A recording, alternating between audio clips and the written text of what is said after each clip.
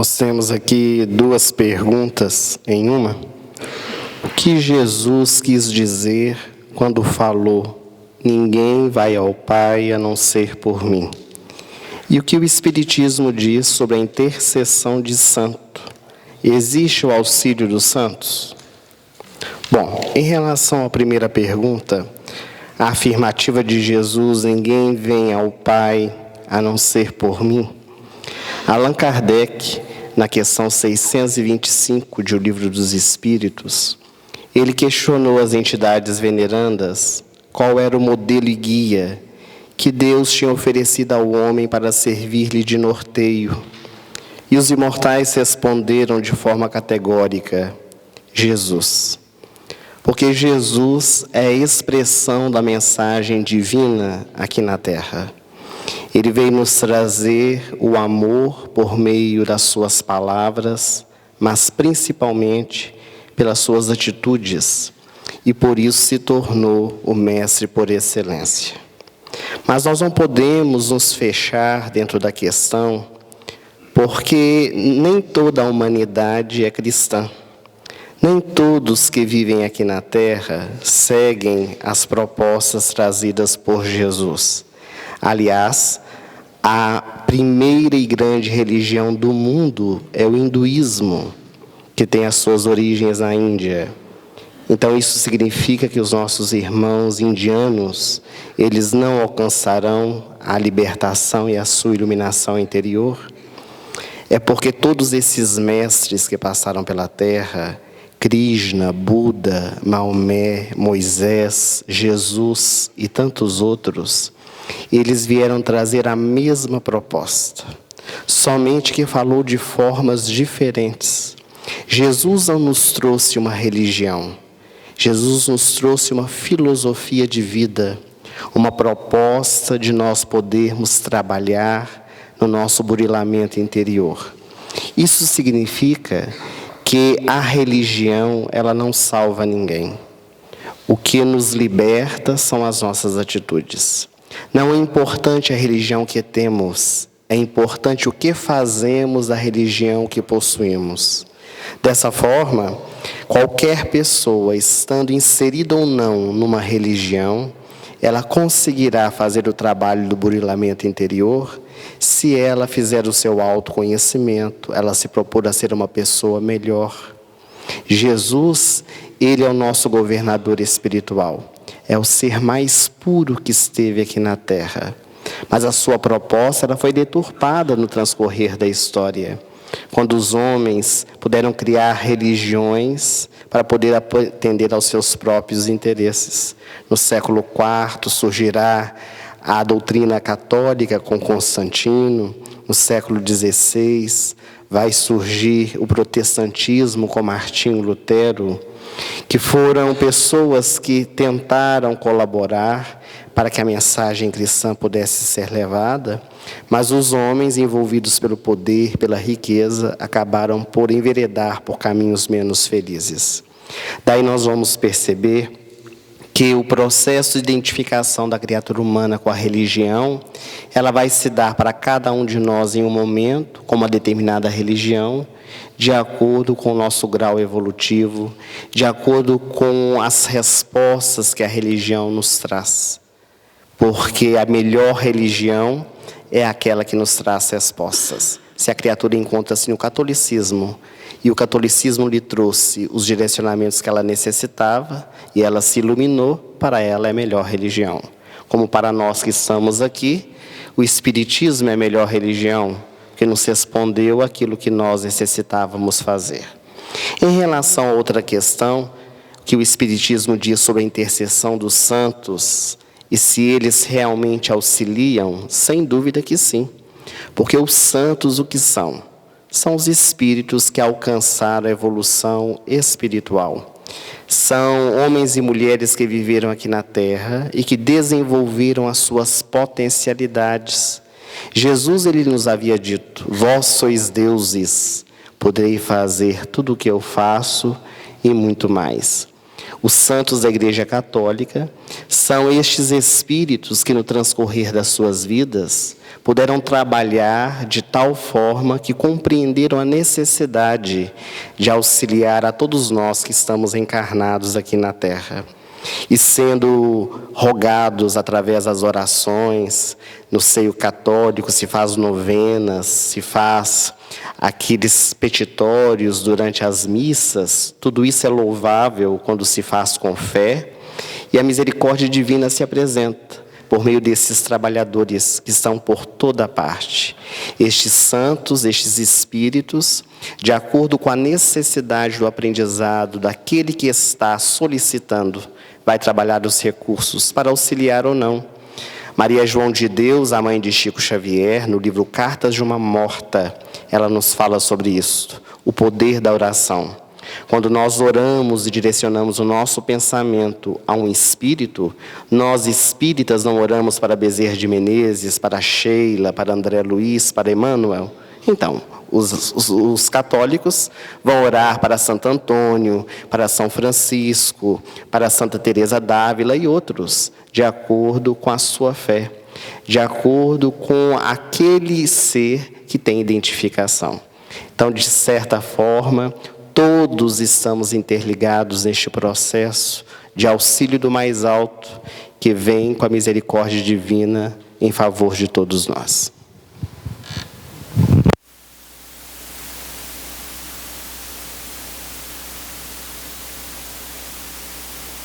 Aqui, enquanto o microfone volta, que é um comentário, porque muita gente acusa esse eu sou a verdade, o caminho e a vida, e fala assim, Jesus diz que é só por ele, né? Que ele é muito radical nisso. Mas o Ellison respondeu brilhantemente, falou, Jesus representava o amor, que outros falavam também no amor. E tem uma fala de Jesus que eu gostaria de lembrar, só para complementar, quando ele fala com os discípulos, os apóstolos, já despedindo deles, como que a gente reconhece quem é discípulo de Jesus? Vocês lembram dessa passagem que ele fala? Como é que a gente vai ser? Ele não fala que é o cristão, não. Que o discípulo dele é o cristão, não. O que é o discípulo dele? Por muitos se amarem. Os meus discípulos serão reconhecidos por muitos se amarem. É isso. Seja em Buda, seja em qual religião, né? O problema é que Divaldo fala que, né, ele mandou que nos amássemos. Perdeu o acento. E aí ficou muito nos amassemos uns aos outros, não é isso? É amássemos com acento, né? Que nós amássemos e não amassássemos do verbo amassar. Outro dia perguntei sobre ufologia, qual que é a opinião dos espíritos, se a FEB tinha alguma opinião sobre o assunto. A resposta esposada não foi clara e me confundiu mais ainda. Gostaria que outra pessoa pudesse dar opinião mais explícita.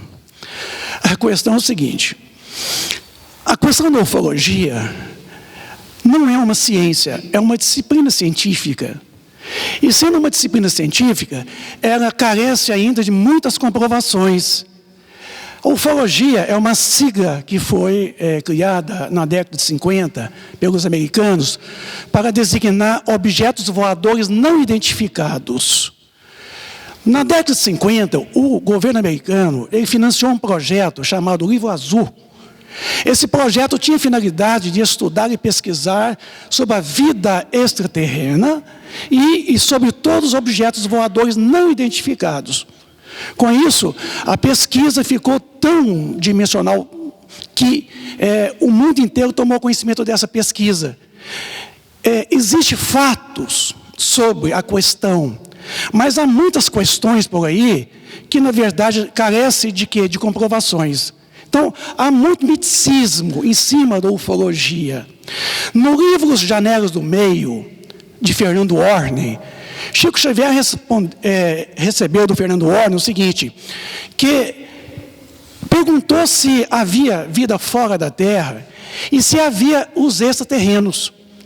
O Fernando Orne respondeu ao Chico dizendo que sim, que todos os dias nós recebemos a presença desses extraterrenos. A todo instante eles nos visitam. Eles estão em contato conosco o tempo todo. No Pinga Fogo de Chico Xavier, em 71, ele respondeu de uma forma muito explícita. Vocês podem pegar o programa Pinga Fogo, ou melhor dizendo, vocês podem pegar o documentário Data Limite, que é tanto controvertido no movimento espírita, mas lá tem um depoimento do próprio Chico Xavier, no Pinga Fogo, dizendo que quando a humanidade entrasse nessa grande era, a era da regeneração, em que realmente o homem evoluísse tamanho moralmente, haveria o contato com esses seres extraterrenos.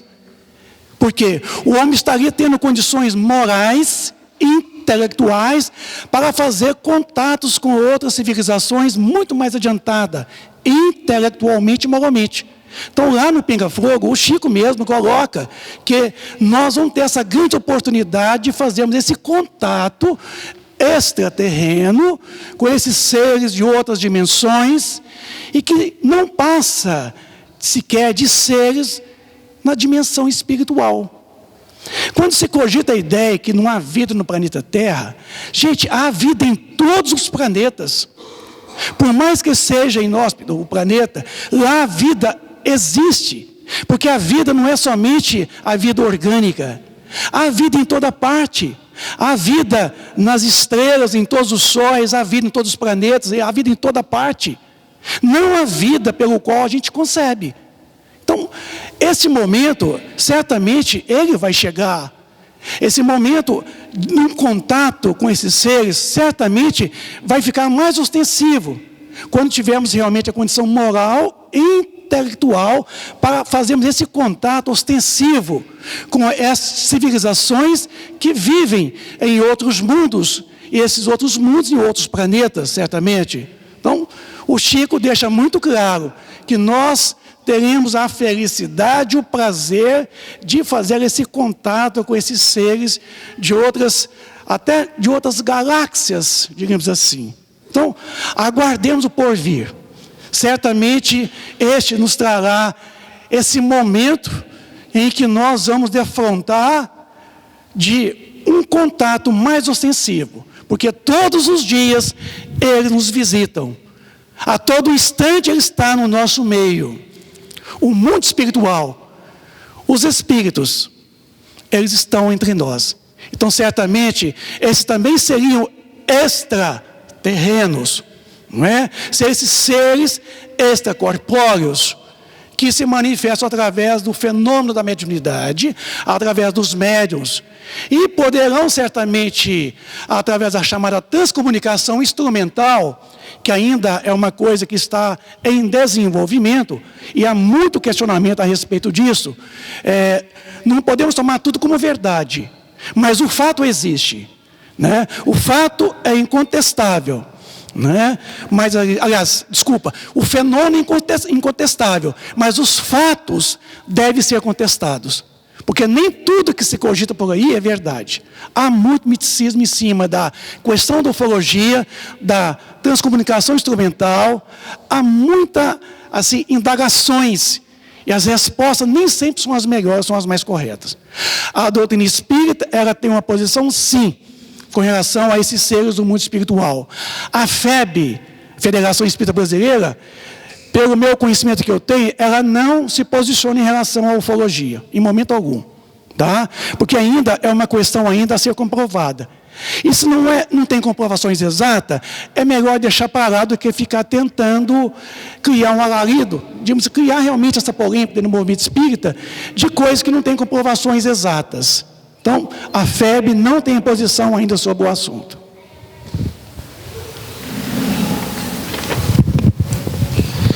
Tem uma pergunta mais simples e uma complexa, eu vou tentar responder as duas. A primeira é o seguinte: por que o Espiritismo não utiliza a Bíblia? Qual a diferença? Primeiro, o Espiritismo utiliza a Bíblia, né? Eu mesmo, a editora Ethos, tem um livro do Paulo Neto que é a reencarnação na Bíblia. Então ele levanta, estuda a Bíblia, todos os casos de reencarnação que tem lá. E há vários estudos bíblicos dentro da doutrina espírita. Agora, nós temos que entender que a Bíblia tem duas partes, o Velho Testamento e o Novo Testamento. O Novo Testamento é o Evangelho, os 4 Evangelhos de Jesus, e as cartas, epístolas de Paulo e outros apóstolos, e o Atos dos Apóstolos.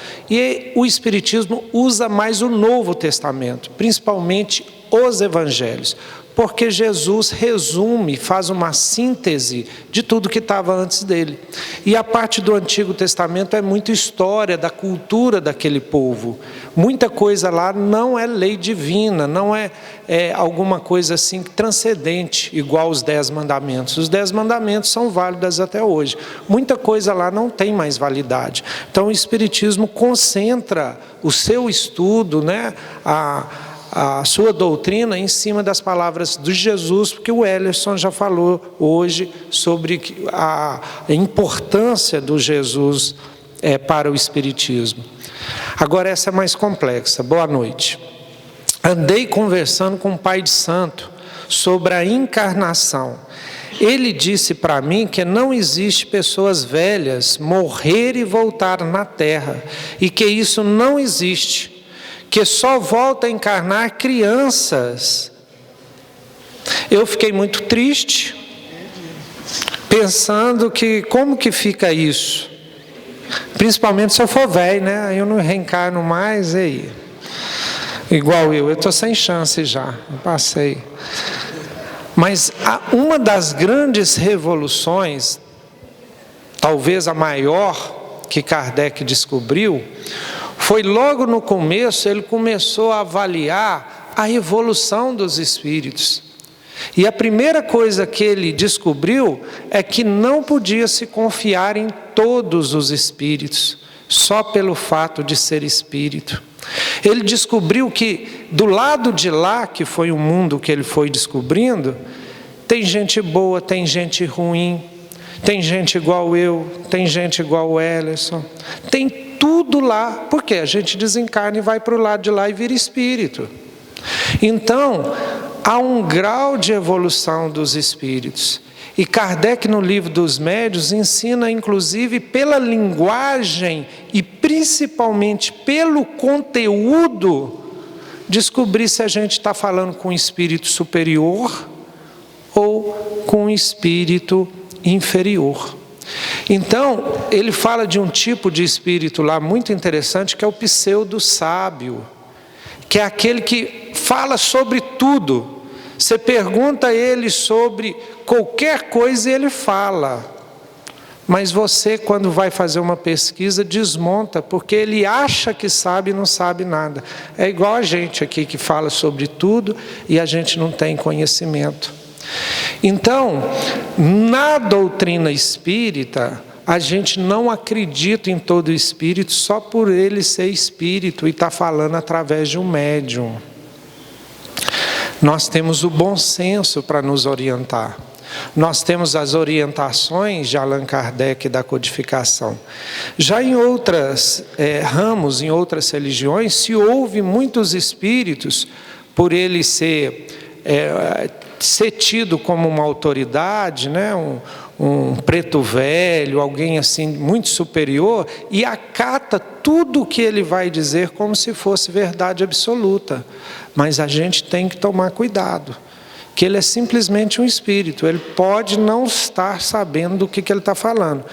E eu queria te tranquilizar, você falou aqui, né? Fiquei muito triste, né? Fiquei pensando como fica isso, fiquei muito triste. Pode ficar tranquila, que eu tenho certeza, tá? Por tudo que eu já estudei, por Allan Kardec, o velho reencarna assim como a criança, todos vão reencarnar. A única forma de deixar de reencarnar, e aí é uma coisa boa, é evoluir tanto, chegar no nível de Jesus ou acima dele, que aí você não precisa mais. Você vai reencarnar só com missões muito importantes, como Jesus fez. Só de missão mesmo. Quer dizer, a carne não vai poder te contribuir mais para a sua evolução. Quando a carne, a experiência que não puder te acrescentar nada, você não vai evoluir nada com a experiência aqui, aí não vai ser mais necessário. Aí você vai fazer sua evolução em outros níveis que a gente nem conhece ainda. Então pode ficar tranquilo que essa informação que o Pai de Santo deu não é verídica, tá? Como fazer uma pessoa que sofre de alcoolismo aceitar tratamento? O alcoolismo é uma enfermidade que está presente em quase todos os lares. Quase todos nós sofremos com algum familiar, algum amigo que passa por essa experiência, que traz sofrimento não apenas para o alcoólico, como para aqueles que estão à sua volta. Mas o primeiro questionamento que nós temos que fazer é se o alcoólico ele quer aceitar o tratamento. Porque ninguém muda ninguém. Por mais que uma mãe ame o seu filho, quando ele está muito doente, com a garganta inflamada, já tomou medicamento, não está melhorando, e o médico diz assim, tem que tomar bezetacil. Nós sabemos o quanto dói uma bezetacil, mas a mãe não pode tomar pelo seu filho. É ele que vai ter que tomar o medicamento. Também acontece no alcoolismo. Embora a nossa família sofra com o alcoólico, mas se ele não se conscientiza, não tem como iniciar o tratamento. Mas o que fazer para poder ajudar que ele inicie? Nós temos na história uma personagem que nos traz um exemplo extraordinário, que foi Mônica, a mãe de Agostinho. Porque o jovem, ele enveredou-se pelos alcoólicos, pelo sexo desregrado.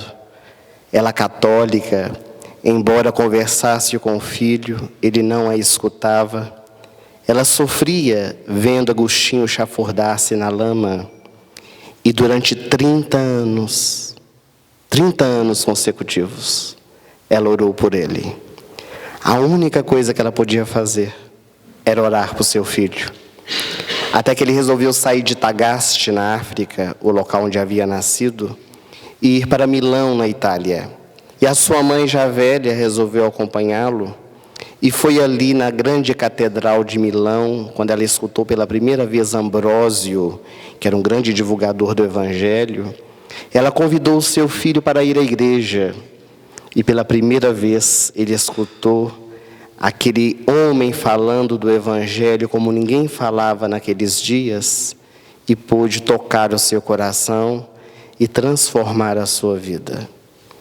Quando nós realizamos a nossa parte, compreendendo o outro, amando ainda mais, porque geralmente quando nós temos um alcoólico dentro de casa, nós o desprezamos ao invés de acolhê-lo. Evitamos conversar, estamos sempre deixando de lado aquela criatura. Quando nós demonstramos o nosso interesse, o nosso amor, estendendo a mão, não sendo conivente com o erro. Aceitar não é ser conivente. É poder estabelecer ali uma vinculação de tal forma que nós criemos o ambiente ao nosso entorno para poder auxiliar. E quando a pessoa aceitar verdadeiramente o tratamento, encaminhá-la para um tratamento terapêutico, psicológico, se for necessária a utilização de medicamentos para o auxílio, para o interrompimento da utilização da bebida alcoólica. E hoje nós temos no mundo a instituição que tem salvo milhões de pessoas, os alcoólicos anônimos. Também as famílias que frequentam as reuniões para poderem ser auxiliadas no processo. E os alcoólicos anônimos, para que a pessoa inicie o tratamento, ela tem que ter a coragem de poder ir à frente e dizer: eu sou alcoólico. Se a pessoa não se reconhece doente, ela não se transforma. Nós familiares temos um papel preponderante nisso, quando nós nos utilizamos do nosso sentimento, do nosso conhecimento, para poder auxiliar, de maneira que aquela criatura um dia desperte para as verdades da vida. Mas este caminho é feito sozinho. É de cada um no seu momento certo, onde nós respeitamos e vibramos para que o ser possa um dia encontrar o seu caminho. Duas perguntas correlacionadas. Boa noite, amigos e irmãos. Na próxima reencarnação, começaremos do ponto aonde paramos? Como é isto? Todos os crimes, assassinatos do planeta Terra seguem a lei de causa e efeito? Tudo segue a lei de causa e efeito. A lei de causa e efeito, ela está fundamentada num princípio chamado princípio de ação e reação, que é um axioma, uma verdade verdadeira, inquestionável. Com isto, todas as nossas ações aqui, certamente elas nos levam a um resultado. Como diz o Cristo, o plantio é livre, mas a colheita é obrigatória. A morte não muda nada para nós, nada. O homem virtuoso continua com suas virtudes, o homem mau continua mau, o homem vicioso continua vicioso. A gente acha que a morte chega e nos livra de tantas coisas. Não, não nos livra de nada. Porque André Luiz, no livro Nosso Lar, ele diz que o que a vida começa, a morte continua. Nós somos seres interexistentes, interexistentes. Nós não temos muitas vidas, nós temos vida e muitas existências. Entre uma existência corporal e uma existência espiritual, nós estamos nesse interim, né, quer dizer, entre existências. Então, a gente recomeça sempre numa reencarnação, exatamente no ponto aonde nós estamos estacionados. Sabe por quê? Se a morte não muda nada, certamente a gente continua na erraticidade, no mundo espiritual, prosseguindo a caminhada evolutiva. Ou também aquietado, quer dizer, parado, estacionado. A gente, assim, continua evoluindo, querendo evoluir. A morte não nos livra da lei de causa e efeito. Por isso que nós reencarnaremos certamente, porque a lei é uma lei, reencarnação é uma lei. Está lá no terceiro livro do Livro dos Espíritos, das leis morais, lei do progresso. Todos nós estamos sujeitos à lei do progresso. A matéria em si, ela está sujeita à lei do progresso, pelas transformações que é operado. Nós, o princípio inteligente do universo, na condição de espírito que nós estamos submetidos também à lei do progresso. Pelo quê? Pelo desenvolvimento intelecto moral. É diferente. Com isso, a gente estando aqui no mundo corporal, estamos evoluindo. A morte vem e nos ceifa a nossa vida do corpo. A gente continua do jeitinho que nós estamos aqui. Do jeitinho. Viu? Com essa mesma roupa, com o mesmo traje, com as mesmas virtudes, os mesmos defeitos, os mesmos pertences. E a gente tem a oportunidade, do lado de lá, continuar evoluindo, tanto quanto aqui. Por isso que é necessário reencarnarmos, para nós aprendermos muitas coisas no mundo corporal, que não temos no mundo espiritual. Por isso que a gente reencarna. Para aprendermos a lidarmos com a matéria e aprendermos com a matéria e intelectualizar a matéria. Com isso, a gente então consegue progredir pelo nosso desenvolvimento intelecto moral. Porque desenvolver só desenvolve algo que já existe. Como nós somos seres, digamos assim, criados já prontos, né, felizes, perfeitos, só estamos na condição de perfectibilidade. Somos seres perfectíveis. Trazemos a perfeição potencialmente para ser desenvolvido por nós mesmos. Nisso pode se dar na existência corporal ou na existência espiritual, vice-versa. Mas muitas coisas, o nosso progresso, inicialmente, ele se faz necessário no plano material. Estamos presos ainda à matéria. Só vamos desvencilhando a matéria na medida em que nós vamos evoluindo. E evolução é diferente de progresso. Progresso é caminhar à frente em qualquer direção. Quando se jogaram bomba em Hiroshima e Nagasaki, há mais de 60 anos atrás, os homens progrediram. E progrediram muito. mas não evoluíram. Porque a evolução é o progresso intelecto moral. É progredir na horizontal pelo conhecimento e na vertical, que é a moral, o amor. Então, só evoluímos quando nós estamos vivendo o amor. Enquanto não vivemos o amor, não é evolução, é mero progresso. Quantos de nós que está aqui na Terra agora, progredindo muito, mas não está aproveitando o tempo para evoluir? Então, evoluir é caminhar à frente e acima. Isso é evolução. Esse conceito da evolução nós comprovamos no Teorema de Pitágoras, que a soma do quadrado dos catetos é igual ao quadrado de hipotenusa. Quem entende matemática aí, conhece Pitágoras, vai entender isso, né? Cateto assim, a hipotenusa é essa parte aqui assim, ó. Esse ângulo só acontece quando progride aqui e aqui, proporcionalmente. Então, muitos de nós não está evoluindo, está progredindo muito, e muito mesmo. O mais importante é progredirmos assim, à frente e acima, na verticalização pelo amor. Obrigado.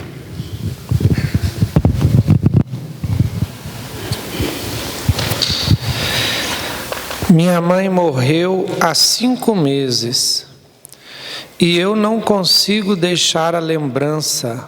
Como faço?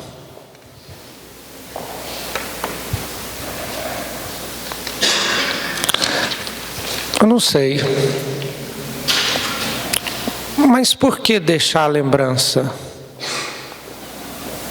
Qual que é o problema da lembrança? Principalmente se essas lembranças são boas. Eu fico pensando de vez em quando no meu avô que eu perdi quando eu tinha 7, 8 anos. E eu fico tentando ter lembranças dele e tenho poucas lembranças e fugazes. Minha esposa fala de um tanto de coisa errada que eu fiz e eu não tenho lembrança nenhuma, fico tentando lembrar. Não sei o que acontece. Não há problema em a gente ter sentimento alegre e feliz com as pessoas que partilham. E se a gente lembrar delas com gratidão, elas vão gostar dessa lembrança. O que a gente não pode é enviar para elas sentimentos que sejam pesados, de tristeza, de revolta, de não aceitação dos desígnios divinos. Nós temos que lembrar com carinho, lembrar com amor e continuar a nossa vida. Porque a única certeza que a gente tem é que vai encontrá-la um dia. E para isso ser breve, no sentido da gente não perder a nossa vida e demorar muito a ter o encontro com ela, é fazer o melhor possível. Viver cada dia como se fosse nosso único dia. Viver cada momento como se fosse o único. Buscando aquele tesouro que Jesus reencarnou para nos ensinar. Porque Ele falou, aonde está o seu tesouro, está o teu coração. E não guarde o seu tesouro aonde a traça, o ladrão rouba, a traça corrói. Ou seja, que os seus valores não estejam nos valores materiais. Porque esses valores materiais são passageiros. A gente tem que colocar o nosso coração e o nosso valor nesse sentimento que nos une, que une você e sua mãe, que é mais durável, mais inquebrável do que um diamante. Porque é verdadeiro patrimônio. É o patrimônio espiritual que já adquirimos. Que esse a gente leva com a gente. Então não tenta esquecer ou não ter lembrança, que isso não adianta. Tenha boas lembranças, né, do tempo que Deus oportunizou ela estar com você e faça o bem o máximo possível para brevemente você reencontrar com ela no mundo espiritual. Porque fatalmente nós para lá vamos. Ninguém aqui vai virar múmia. de 5.000 anos reencarnado na Terra, isso não existe. Vai chegar um momento que nós também vamos lá acompanhá-la nessa passagem. Então vamos viver a nossa vida, ter as lembranças boas, agradecer a Deus e continuar na nossa evolução. Não é isso, Vicente? Muito obrigado a todos.